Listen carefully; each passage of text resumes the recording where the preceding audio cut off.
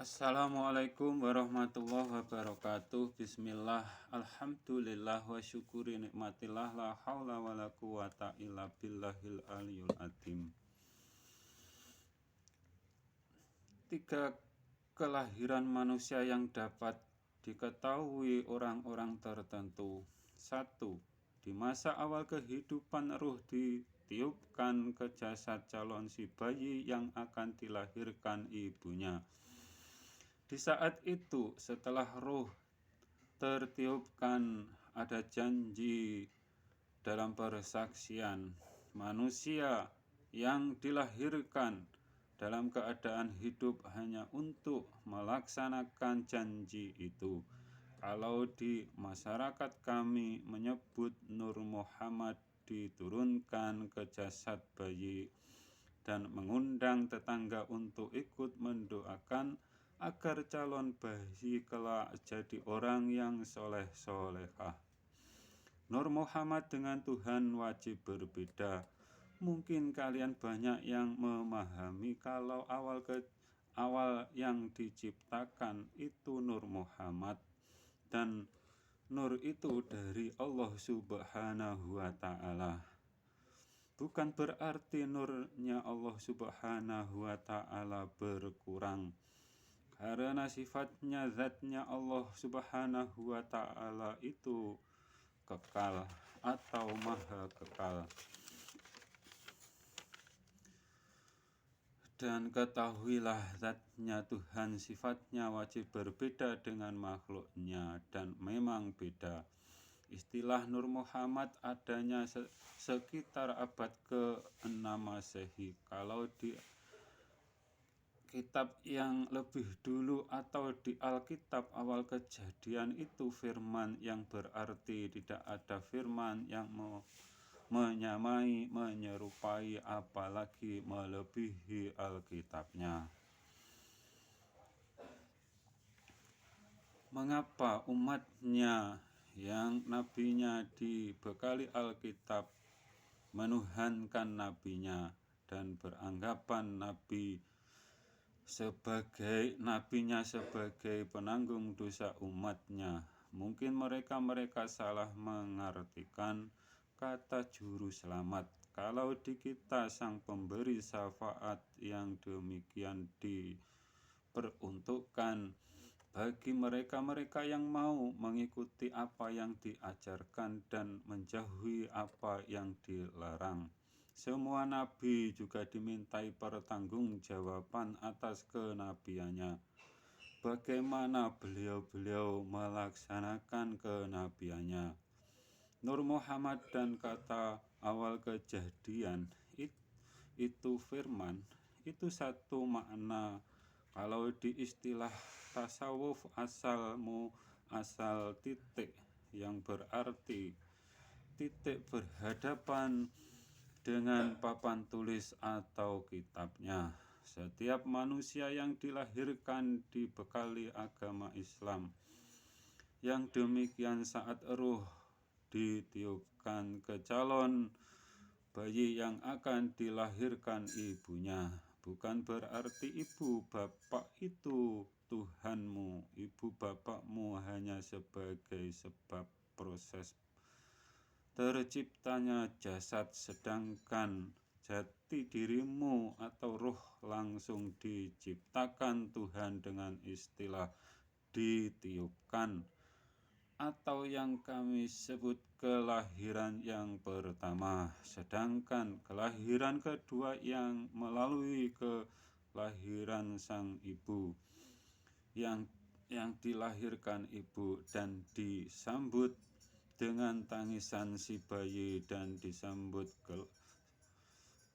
kebahagiaan oleh kedua orang tua dan keluarga.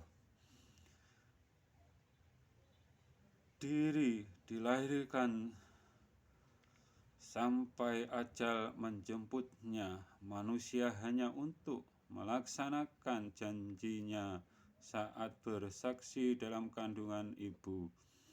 Kelahiran ketiga itu kematian kalian atau kita yang disebutnya para leluhur yang telah duluan mati. Yang mati atau kembali tidak tahu jalan untuk pulang, ruh akan gentayangan. Juga yang mati pun belum sadar kalau dia telah di alam yang berbeda dengan kita. Mereka masih merasa hidup di dalam dunia dan butuh waktu untuk menyadarinya. Hal itu bisa berhari-hari atau mungkin ribuan tahun, tergantung perjalanan untuk kembali ke penciptanya, karena setiap manusia keimanannya beda-beda. Pertanyaannya, lalu bagaimana bagi mereka yang menyekutukan Tuhan dengan makhluknya? Sedangkan di zaman akhir ini banyak umat Islam yang bertauhid bermata sebelah yang dikiaskan menjadi pengikutnya Dajjal.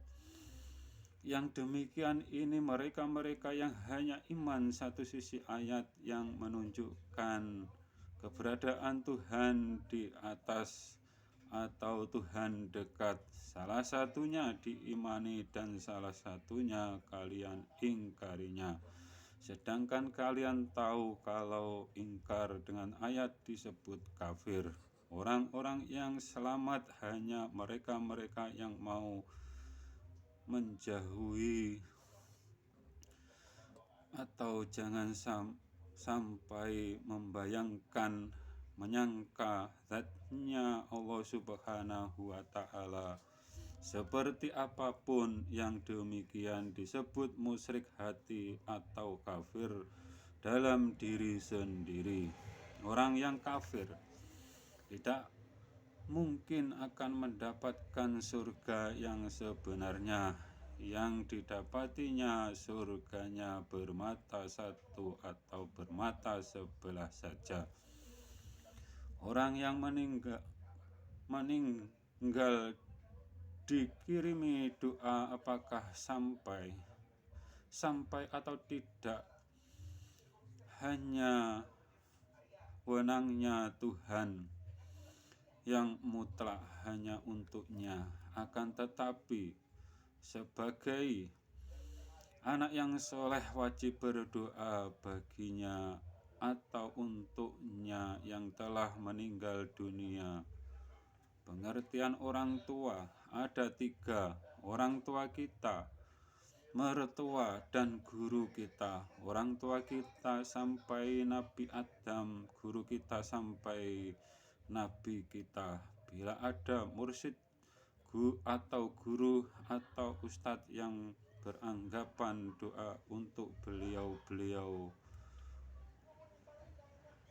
pendahulu kita tidak boleh atau menuduh tidak sampai dengan alasan ono itu, berarti mereka gagal paham.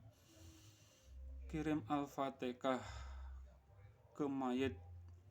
Di surat Fatihah ada hamdalah, berarti kita juga bersyukur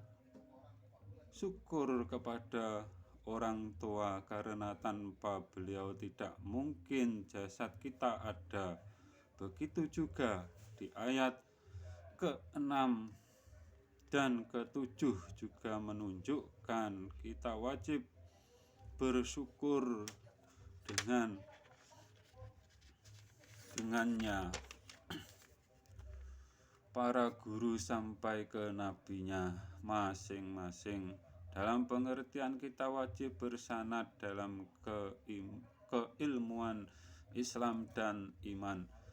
Yang dikiaskan, rapatkan barisanmu agar tidak ada celah yang ditempati iblis, dan luruskan barisanmu yang baginda Nabi Muhammad SAW sebagai imamnya. Dalam pengertian keilmuannya, Islam iman yang sama dengannya.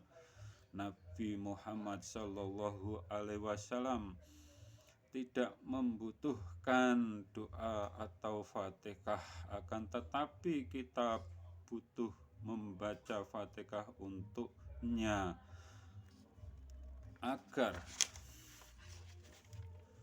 mendapatkan syafaatnya.